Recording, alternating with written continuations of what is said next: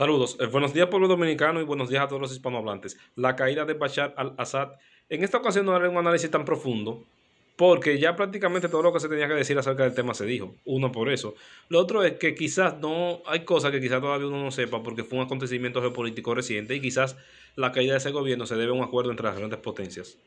Entre quizás Estados Unidos, Rusia, Irán, puede ser Israel. Miren, estamos cometiendo, tengo que decir algo para todos los que están analizando ese acontecimiento, incluso para algunos analistas.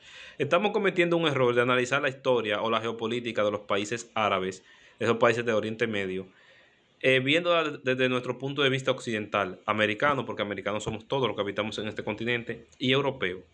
Se celebra la caída de un dictador, pero miren qué es lo que pasa con eso. Esos países de Oriente Medio, su cultura, su historia, no es para, o sea, al parecer, eso es lo que se ha visto, no es para que tengan gobiernos democracias liberales como nosotros las conocemos. Eso lo explica incluso el profesor Iván Gatón y lo han explicado otros expertos en geopolítica. Por ejemplo, vamos a poner ejemplos. Cuando cae Saddam Hussein en Irak, que gobernó Irak del 79 al 2003, Irak no ha vuelto a ser el mismo, no ha vuelto a ser un país estable más nunca, prácticamente. Cuando cae Muammar Gaddafi en Libia, Libia es un país del norte de África. Muammar Gaddafi gobernó Libia desde 1969 al 2011 por 42 años, ¿verdad? Cuando empieza las llamadas primaveras árabes, que empiezan a decaer diferentes dictaduras de diferentes países árabes, Libia, Egipto, Túnez, etcétera. Libia no ha vuelto a ser el mismo país más nunca. Y Libia estaba, quizás Gaddafi no era un santo, pero Libia estaba estable con Gaddafi, económica y socialmente, políticamente también. Entonces, ¿qué pasa? Pero tú me vas a decir, pero ¿y por qué esos países necesitan dictaduras o gobiernos de manos duras para que lo gobiernen? Su composición social no es para ellos tener gobiernos que digamos muy liberales. Y paso a explicar por qué.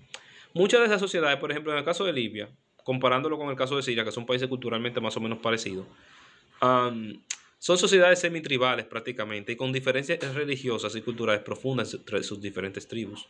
Entonces, si no se tiene un gobierno de mano dura y un gobierno de ahí mismo que entienda las diferentes maneras de ver las cosas de esas diferentes tribus, de esas diferentes localidades, para que se lleguen a acuerdos, se hace un desastre. Entonces, muchas veces cuando cae ese líder o cuando cae esa familia que gobierna, el país se divide y se vuelve algo desastroso. Eso es lo que ha pasado en Libia y quizás lo que pasó en Irak. Y eso es lo que puede pasar ahora mismo en Siria con la caída de Bashar al-Assad. Los al-Assad eran una familia, puede decirse una dinastía prácticamente, que venía gobernando el país desde el año de 1971. Primero fue su padre, disculpen la pronunciación, Hassan al-Assad, que gobernó el país del 71 al 2000 por 29 años, y luego Bashar al-Assad, que gobernó desde la muerte de su padre en el 2000 hasta ahora, hasta el 2024, el día 7, 8 de diciembre, cuando cae su gobierno. Este gobierno prácticamente iba a caer rápido con la primavera árabe, como le pasó a Gaddafi en Libia. Pero ¿qué pasó con él? Los rusos le dieron un apoyo muy fuerte a Bashar al-Assad y los iraníes, los dos, iraníes y rusos, pero sobre todo los rusos, un apoyo muy fuerte a Bashar al-Assad y por eso no cayó su gobierno. Y me van a preguntar, los que no sepan mucho de eso, ¿pero y por qué? Por la sencilla razón de que los rusos tenían dos bases militares ahí. Una es una base naval en el puerto de Tartus, que es muy importante para ellos tener acceso a Oriente Medio desde el punto de vista naval, y otra es una base aérea. Entonces, por eso, principal, además de que era un gobierno relativamente políticamente hablando, aliado a ellos, aparte de eso, desde los tiempos de la Unión Soviética. Entonces, por eso los rusos no habían dejado de caer ese gobierno. Inmediatamente las fuerzas opositoras al régimen de Bashar al-Assad intentaban tomar el control del país, que hubo un tiempo que lo estaban tomando. Los rusos aprovechaban y usaban sus aviones modernos y bombardeaban las posiciones enemigas al gobierno. Por eso no cayó. También los iraníes ayudaron mucho al gobierno de Bashar al-Assad a mantenerse porque los iraníes son aliados a ese gobierno. Y no les convenía que ese gobierno caiga. Pero ¿qué pasó? El acontecimiento de la guerra de Ucrania puede decirse que afectó muchísimo al gobierno de Bashar al-Assad. Y ustedes van a decir, pero ¿por qué si están en continentes diferentes y son guerras diferentes? Sencillo. Rusia ahora mismo está súper concentrada en la guerra de Ucrania, ¿verdad? Súper concentrada en la guerra de Ucrania.